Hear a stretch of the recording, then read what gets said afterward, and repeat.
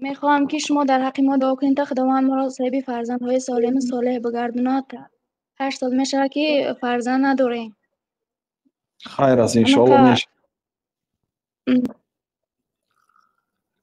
همه خیلی دکتری میکنه فایده نمیکنه. بعد وقتی که رقیه شرعی میخونن همه بسیار وقتا میبینیم که چقدر کجده میپرتم بعد رقیه شرعی خوندن.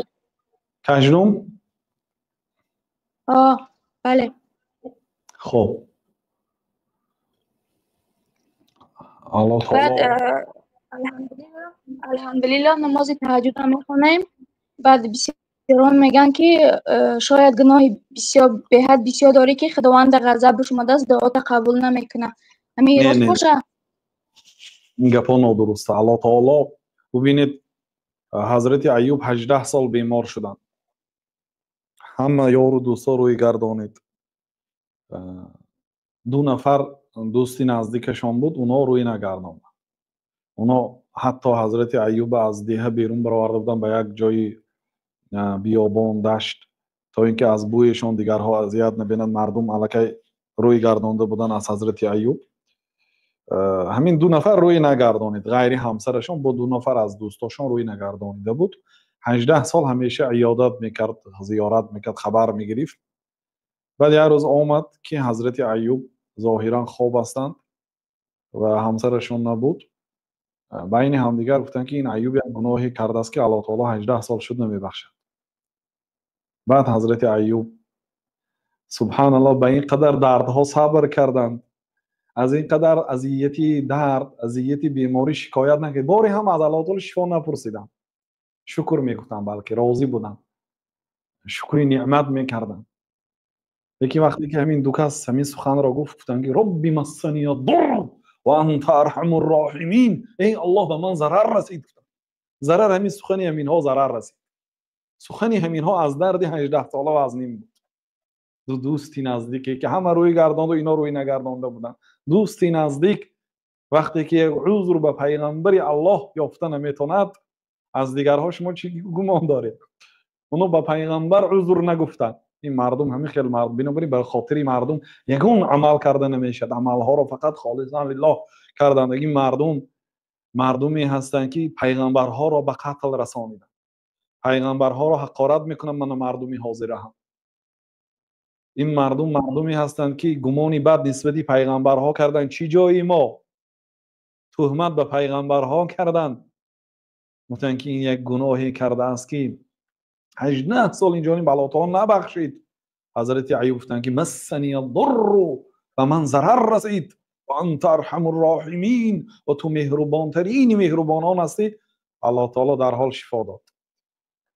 بنابراین این گپای مردم خطا هست که الله تعالی از تو راضی نیست، تو را بد میبیند، برای همین دعایت را قبول نمیکند. پیغمبرها چی دعای آنها قبول نمیشد؟ حضرت موسی فرعون را دعای بد کردند، گفتن که پروردگار پول و مالهاش بگیر و اینو به بلای گرفتار کن، جانش نگیر تا مادامی که یعنی ایمان نبیارد تا مادامی که به عذاب علم آور گرفتار نشه. حتی گفتن یعنی که خلاصه از دنیا کافر مراد گفت، کاری کن که از دنیا کافر مراد، چون که اگر توبه کند اگر به جنت میدراید و این اصلا سزاوار نیست که راحت و جنت را ببیند. لیکن این دعاشون کی قبول شد؟ بعد 40 سال قبول شد. بعد 40 سال. یعنی حضرت موسی گناه کرده بودن که الله تعالی 40 سال دعاشون قبول نکرد؟ نه، این الله تعالی حکیم است.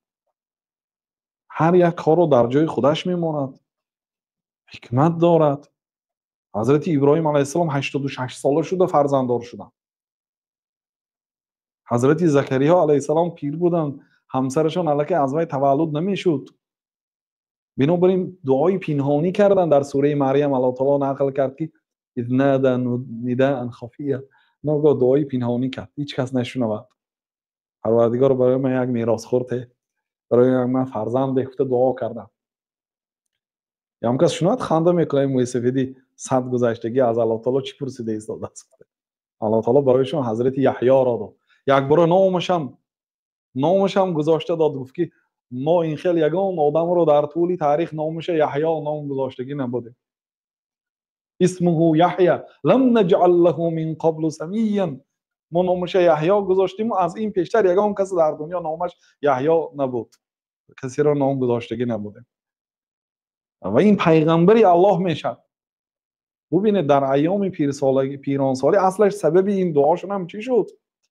وقتی که به نزد مریم در آمدن، مریم دخترچه حالی، مادری مریم نظر کرده بود که اگر همین چیزی که کودکی که در شکمم است اگر تولد شد به مسجد نظر میکنم، در بیت المقدس همیشه خادمی مسجد میشد، از مسجد هم برآمده خدمت میکنه. بعد وقتی که دیدن که دختر شد، این پروردگار این دختر شد و دختر سزاواری در مسجد پر نشستن ندارد، او بیمار میشد، بیماری ماهانه میشد، باید مسجد نباشد. بنابراین میگن در روایت ها، در تفسیرها مفسرها میبینن که در یک حجره مسجد عبادت میکرد مریم. حضرت زکریا که شوهری خاله اش میشدن، گاه به نزدش در آمده یگان طعام میدر آوردن. وقتی که در آمدن که در نزد مریم در تابستان میوه زمستانی ایستاده است، یا عکسش در زمستان میوه تابستانی در پیش است. ان لک هذا، این مریم. به نزد مریم فقط زکریا می در آمدن، دیگر کس نه. زکریا در آمده طعام می دادن و این به عبادت مشغول بود، حالی تولد کردگی نبود حضرت عیسی را. ان لک هذا در سوره آل عمران، این رزق برای تو از جانب کجا اومد؟ این میوه را کی آورد؟ قالت هی من عند الله، گفت که این از جانب الله است. ان الله یرزق من یشاء بغیر حساب، الله تعالی کسی را به حساب رزق میدهد. هنالک دعا زکریا، در همین جا بود که زکریا دعا کرد. زکریا پیرانسال بود، امرأتی عاقر، زنی من فرزند تولد نمیکنه، اون حیضش کنده شدگی است، دیگه عادتی ماهانه نمی، عادتی ماهانه که کنده شد زنها دیگر از تولد کردن باز میستن. امرأتی عاقر، زنی من یک زنی هست که ازای فرزند تولد نمیشه، خدا من به یک جای رسیدم که دیگه پیر شدم. الله تعالی برایشون فرزند. وقتی که دیدن که مریم دعا میکنه، مریم پیغمبر نبودن لیکن پیغمبر از مریم عبرت گرفتن، دیدن که در نزدش میوه هایی که در فصل تابستان میوه های زمستان حضور دارد، ای کجا؟ گفتن از نزد الله تعالی. الله تعالی کسی را خواهد چخیل خواهد رزق میدهد. بعد دعا کردن که الله تعالی برای من فرزند بده، برایشون الله تعالی فرزند.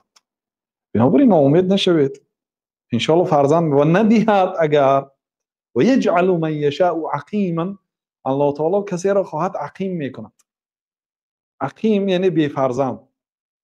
الله تعالی یهب لمن یشاء اناثا، در قرآن کریم که به کسی خواهد دختر میده و بعضی آدما فقط دختر میده، اونو از پسر فقط امیدشون در پسر است. الله تعالی برای اونها فقط دختر میده. و یهب لمن یشاء ذکور، به کسی خواهد الله تعالی فقط پسر میده، دختر ندارد بیچاره، فقط دختر طلب است. و او یزوجهم ذکرانا و اناثا، بعضی آدم ها رو هم پسر و هم دختر میده. و یجعل من یشاء عقیما، کسی را خواهد الله تعالی بی فرزند میکنه. اگر رفت و کسی را الله تعالی بی فرزند کند، همین برای وی خیر است، راضی شدن به خواست الله تعالی. چون که اگر یک آدم فرزنددار شود و فرزندش در دنیا برای او دوزخ شود. او حضرت سعدی هم در گلستان یک آدم را ذکر میکنند، شب و روز تهجد خوانده از الله تعالی پسر میپرسید است و اون پسر الله تعالی میگه پسر امروز دزدی کرده میبیاد، به مردم سرش دادگویی کرده میگن که بچه دزد است، تو چه خیلی فرزند تربیت کردی. فردا میبیان که بچه ما رو زد. هر روز مردم به شکایت میون. بعد میگن که این خدای من تو چی پرسیدن؟ بنابراین اگر به قرآن نظر کنیم، پیغمبرها رب هب لی من الصالحین، پروردگار رو برای من فرزندان صالح ته گفتن. فرزنده پسرده نگفتن، یعنی قید صالحش است. بنابراین انشالله میدهد، ولی الله تعالی حکیم است، گاه دیر گاه بر وقت فرزند میدهد و امتحان میکند. و اگر ندهدم، المهم که در این دنیا بنده مسلمان زندگی کند. چون که بسیار آدم ها وقتی که پرسیده شدن که وقتی از دنیا وفات میکنی از چه خواطر هستی، گفتن از فرزندان. آدم‌های نیک از فرزنداش خواطر است که اینا در کدام دین الله تعالی رو عبادت میکنن. ببینید حضرت یعقوب علیه السلام در وقت جان سپاریشون فرزنداشون در وقت کندن جان گفتن که کی رو عبادت میکنید بعد من؟ اونها گفتن که ما عبادت میکنیم پروردگار تو را و پروردگار ابراهیم و اسماعیل را اسحاق را، یعنی پروردگاری پدرهای تو را الله را، یعنی خاطری جمع کردن. بنابراین فرزند هم همه وقت نعمت نیست. اگر فرزند صالح باشد نعمت است، ولی درست است فرزند صالح باید بپرسیم. لیکن رفت و اگر الله تعالی ندهد، بر عوض این دعایی که کردید الله تعالی روز قیامت برای شما اجر عظیم و مکافات بی‌نهایت بزرگ عطا میکند. یعنی دعاهای شما به نتیجه و به قبول نمیماند. دعای شما حتما قبول میشه و حتما نتیجه دارد.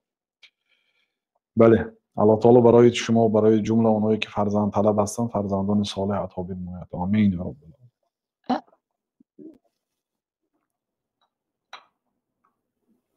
نون گپشون تمام کنم. استاد یک دیگه پرسم ممکنه؟ بله.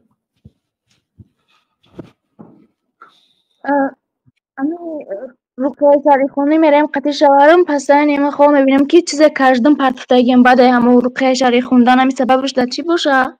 در خواب میبینید کشدم را یا حقیقت؟ نه در خواب این قد دخترم یک نمی یگان فایده یگان رزولتت نمیشه.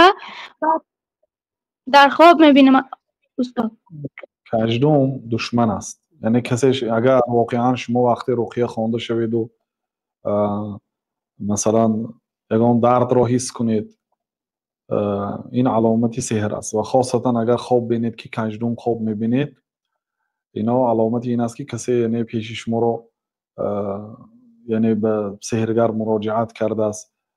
شاید برای فرزندان نشدنتون کسی کوشش دارد، یعنی که احتمال هست. لیکن به هر حال اینا دور دوام نمی کند. شما دعا کرده استغفار کردن گرید، سحری اونها باطل میشد. ان الله سیبطل السحر ان الله سیبطله. سحر را الله تعالی باطل میکنه، بیکار میکنه. ان الله لا یصلح عمل المفسدین. الله تعالی عمل مفسدها را، فاسدکارها را و ویرانکارها را اصلاح نمیکنه. یعنی روزی میشود که اونا دیگر تاثیر نمیکنه ان شاء الله. بنابراین شما مبارزه بردن گرید، دعا کردن گرید، قرائت قرآن کردن گرید، قرآن گوش کردن گرید، ان شاء الله فرزنددار میشید.